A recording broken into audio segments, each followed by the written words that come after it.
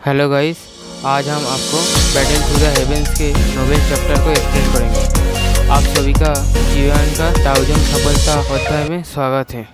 ज्वालामुखी के मुहाने के आसपास एक भयंकर तूफान चल रहा था, जिसकी आवाज़ पास के चट्टानी मंडप में गूंज रही थी। वहाँ दो बूढ़े व्यक्ति खड़े थे, जिन्होंने अपने हाथ पीछे की ओर बांध रखे थे और ज्वालामुखी के मुहाने की ओर देख रहे थे। पहले से ही 2.5 महीने हो चुके हैं। जिनसी की भौहें सिकुड़ गई, क्योंकि उसने कम होते स्वर्ग पर्वत रक्तकुंड की ओर देखा। एक बार जीवंत ऊर्जा से भरा हुआ ये अब साधारण झील के पानी से अलग नहीं लग रहा था। इसके भीतर की ऊर्जा लगभग पूरी तरह से समाप्त हो गई है। उसके बगल में खड़े जिंगू ने गहरी सांस ली। क्या कुछ हुआ होगा? नीचे स्वर्ग पर्वत अग्निविष बहुत घना है, यहाँ तक कि मैं भी बहुत गहराई तक जाने की हिम्मत नहीं कर सकता। ऐसा नहीं होना चाहिए। हालांकि स्वर्ग पर्वत अग्निविष भयंकर है, लेकिन ये हेवेलिम भीम के लिए बहुत अधिक खतरा नहीं पैदा कर सकता। जिनसी ने गहरी आवाज़ में अनिश्चितता का संकेत था। जियाओयान ने 2.5 महीने से रक्तकुंड में था, जो असामान्य रूप से लंबा समय था। हेवेनली फ्लेम रखने के बावजूद जियाओयान की ताकत अभी भी केवल 9 सितारा डाउ हंग जितनी ही थी। जिनगू ने असहाय होकर आह भरी। इन महीनों के दौरान हेवेन आई माउंटेन रेंज की ऊर्जा स्रोत शांत हो गई थी। फेंकिंगर और उसके साथी 5 दिनों के बाद पुल से बाहर निकल गए थे। ऐसा लगता है कि उन्हें भीगने से बहुत लाभ हुआ है। नालानियरन ऊर्जा सैचुरेशन तक पहुंचने से पहले 3 दिनों तक रुके थे और उन्हें छोड़ने के लिए मजबूर किया गया था। लगभग 2 महीने तक जियाओयान का इंतजार करने से पहले आखिरकार चले गए। हालांकि जियाओयान हेवेन आई माउंटेन में ही रहा। उसका भाग्य अज्ञात था। अगर आज भी कोई खबर नहीं मिलती है तो मैं रक्तकुंड में घुसकर देखूंगी कि क्या हुआ है। जिनसी ने दांत पीसते हुए फैसला किया। उसे अपने शरीर से अग्निविष को बाहर निकालने के लिए जियाओयान की मदद की ज़रूरत थी। उसके पास जांच करने के अलावा कोई विकल्प नहीं था। जिनगू ने असहाय भाव से सिर हिलाया। उनके पास कोई विकल्प नहीं बचा था। बूम! ज्वालामुखी के मुंह से अचानक गड़गड़ की आवाज़ सुनकर जिनगू चौंक गए। उनके आसपास की ऊर्जा में बेतहासा उतार चढ़ाव होने लगा। प्राकृतिक ऊर्जा ज्वालामुखी के मुंह की ओर खींची चली जा रही थी, जहां स्वर्ग पर्वत रक्तकुंड स्थित था। क्या हुआ? जिनगू ने चौंक कर पूछा। जिनसी ने भौहें सिकड़ते हुए रक्तकुंड को घूरा। एक भंवर बन गया था, जिसका केंद्र एक गहरा काला छेद था, जो आसपास की ऊर्जा को सोख रहा था। रक्तपुल का अंदरूनी हिस्सा ऊर्जा को पागलपन की हद तक अवशोषित कर रहा है। अगर मैं सही हूँ तो जियाओयान का काम है। जिनसी ने अनुमान लगाया। वो अपनी डूहुआंग ताकत से इतनी हलचल कैसे मचा सकता है? जिनगू की आवाज़ में आश्चर्य था। अचानक उसकी आंखें एहसास से चौड़ी हो गई। क्या वो डूजोंग स्तर में घुस सकता है? जिनसी की आंखों में एक अजीब सी चमक उभरी।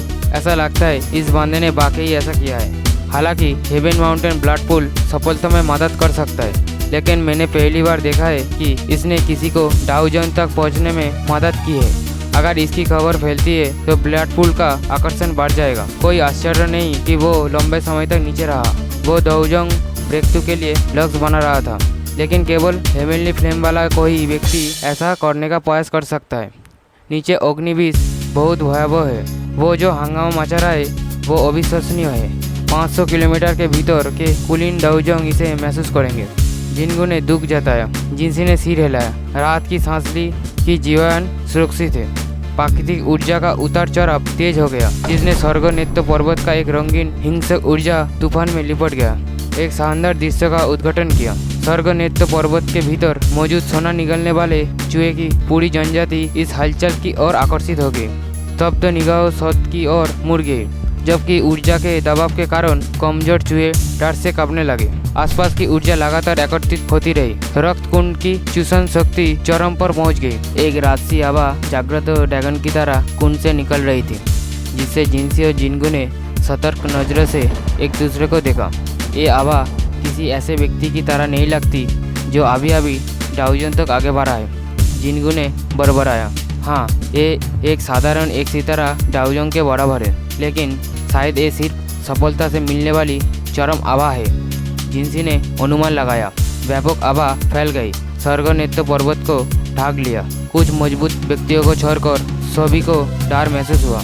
कोई सोना निकालने वाले चूहे डर से चीखने लगे।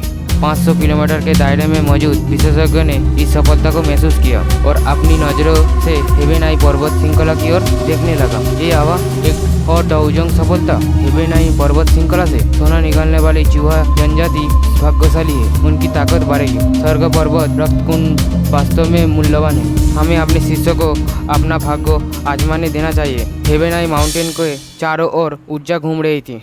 रक्तकुंड में भंवर तेजी से घूम रहा था। चट्टान की दीवारों से टकराती लहरें चारों ओर गूंज रही थी। शिखर के ऊपर काले बादल छा गए जिससे आकाश काला हो गया। जिनसी और जिनगू ने रक्तकुंड पर ध्यान केंद्रित किया क्योंकि उन्हें चरम उत्कर्ष का आभास हो गया था। वो बाहर आने वाला है। जिनसी ने गंभीरता से कहा, टकराना। रक्तकुंड से पानी फूट पड़ा और आसमान में उछलने लगा। एक सारस जैसी चीख सतह से निकलकर शक्तिशाली डाउकी के साथ बादलों तक पहुंच गई। बैंग बैंग बैंग, आसमान और जमीन हिल गई। पानी के स्तंभे बाहर निकलने लगे जिससे अंतरिक्ष विकृत हो गया। पूरे हेबेनाई पर्वत श्रृंखला कांप उठी। ज्वालामुखी के मुंह के चारों ओर दरारें फैल गई। धमाका, एक विशाल जलस्तंभ फूट पड़ा जिससे रक्तकुंड को ढक लिया और भंवर को नष्ट कर दिया। स्तंभ अपने शिखर पर गिर गया जिससे पानी के गुच्छे निकले जो बारिश की तरह गिरे। जैसे ही बारिश की बूंदी नीचे चट्टानी पर गिरी, सभी की नजरें आसमान पर टिक गई। बारिश रुकी और एक दुबली पतली आकृति हवा में खड़ी दिखाई दी जिसकी हवा ऐसी थी मानो तलवार आसमान को चीर रही हो। डाउजोंग संपूर्ण हेबेनाई पर्वत श्रृंखला दाइगुई की अत्यधिक शक्ति को महसूस करते हुए सम्मान और ईर्ष्यापूर्ण फुसफुसाहट से गूंज उठी।